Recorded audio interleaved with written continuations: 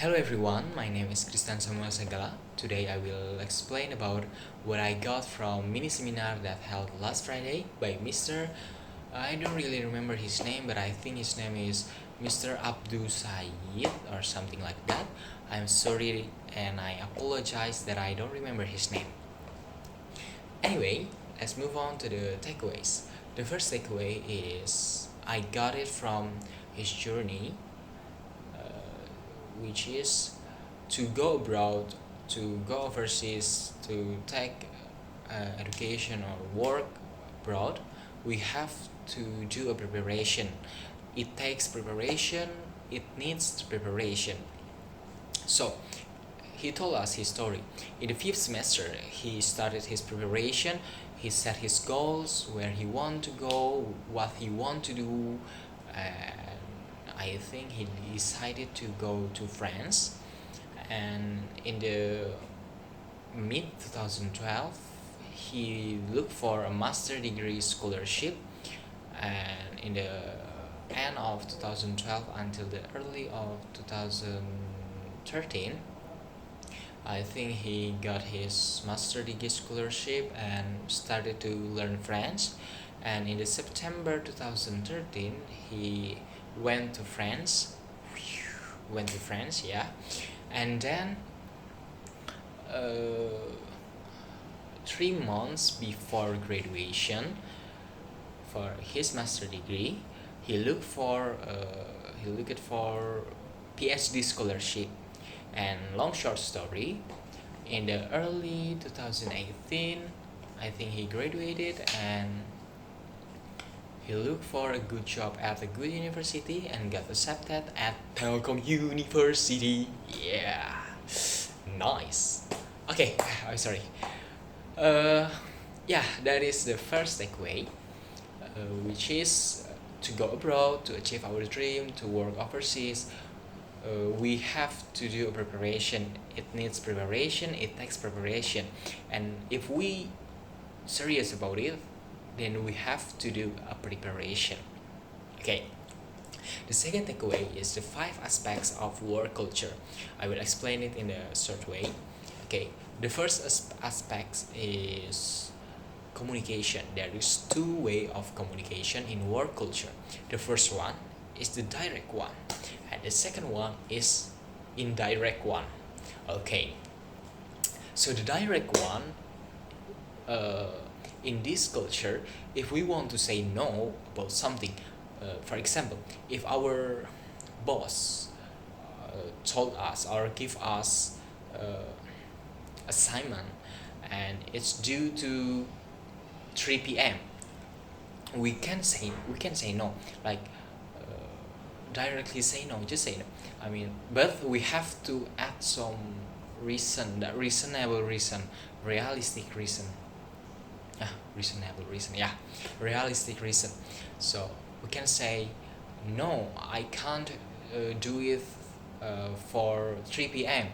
because I have to do this from this time until this time. Can can you extend the deadline to this time? So we can just say like that.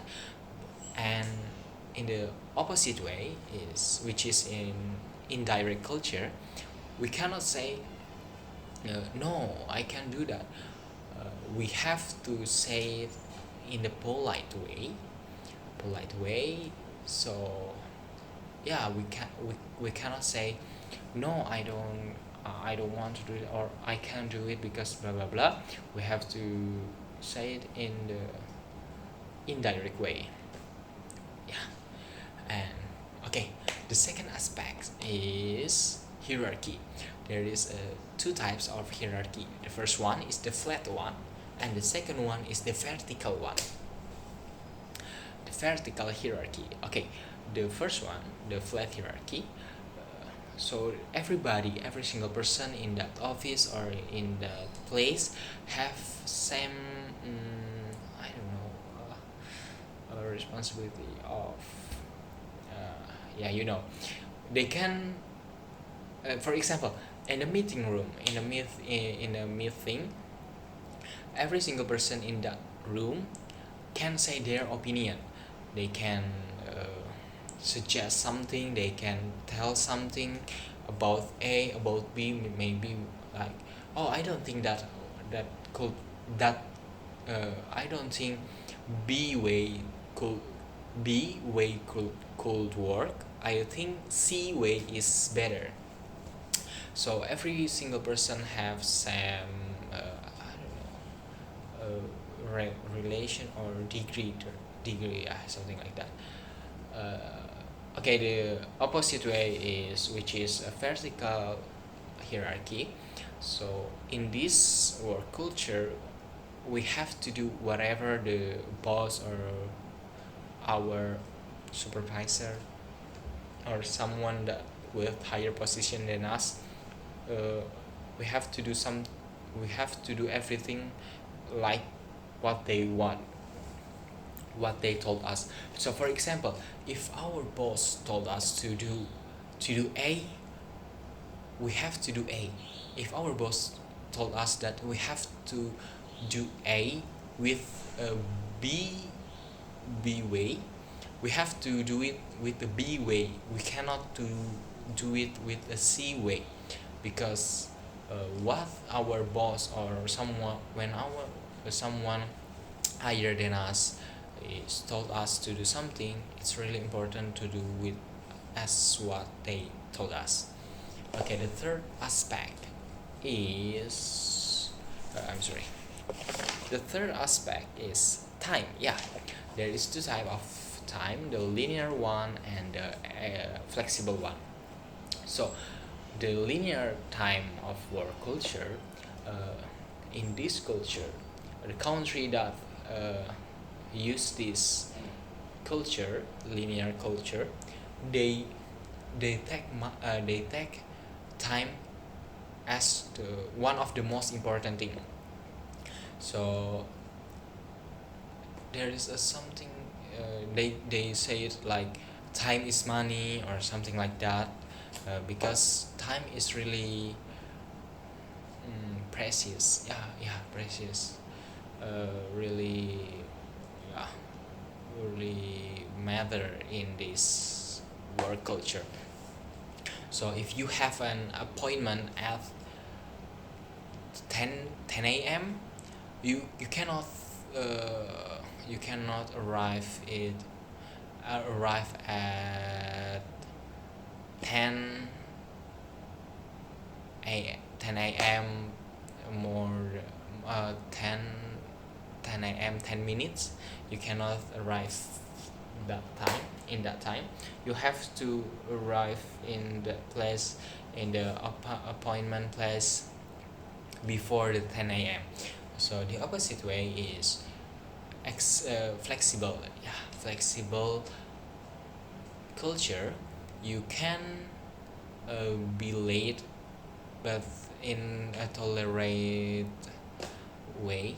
I mean, still be a tolerate in you. Oh, I'm sorry. You don't have to come on time. Like, you can be late for 10 minutes or 5 minutes, because in this culture they take relationships between individuals is more important than money, than time. Yeah, they take a relationship um, more important than time. So the country that use this, like Spain, Italy, or Japan, and for the linear, no, the Japan is the linear culture. So the flexible culture is the Middle East culture, like Saudi Arabia and Spain and Italy, that I told you before. Okay, the fourth aspect is motivation. There is individual motivation or collective motivation. In the individual motivation, every single person is want to be a star. uh, Personal result, personal achievement is important, so they have to take a credit about what they do, because sometimes they will receive uh, what do you say, a gift or a present about for it, for individual achievement. And the opposite way is collective motivation. In this culture,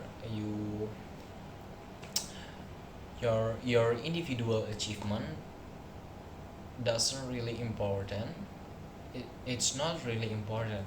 So what's more important is your team achievement. So a good team achievement better than individual achievement. So a good team result better than individual result. So the last aspect is life work integration. There is a country that live to work, and there is a country that work to live.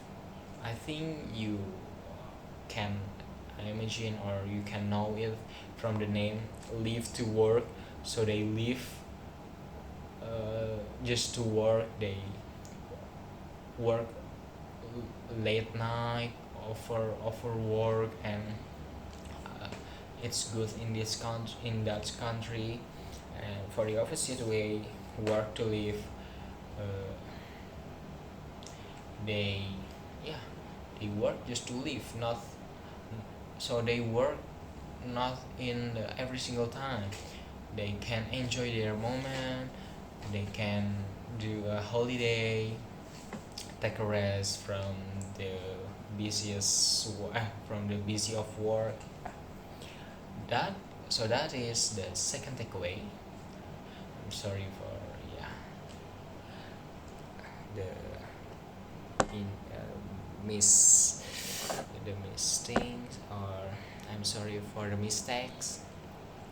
So the last takeaway is, which is a key takeaway that was presented by Mr.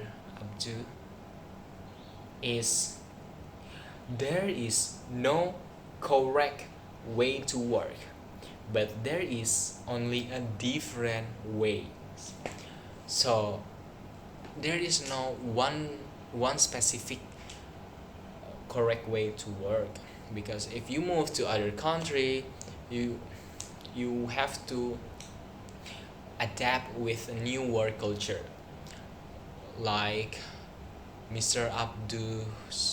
Abdu's friend, we when he from France and moved to Japan, he could not uh, there for a long time, because yeah he just cannot there because the difference of the culture. Okay, I think that's it from me. Okay guys, for you guys that watch this video until the last time, I have a question for you to discuss in the comment of my forum in the LMS. So I want to ask you guys the same question, the same case like in the class. Can you comment in the forum, not in the YouTube video, comment about how can you say you look fatter than before in UK, United Kingdom.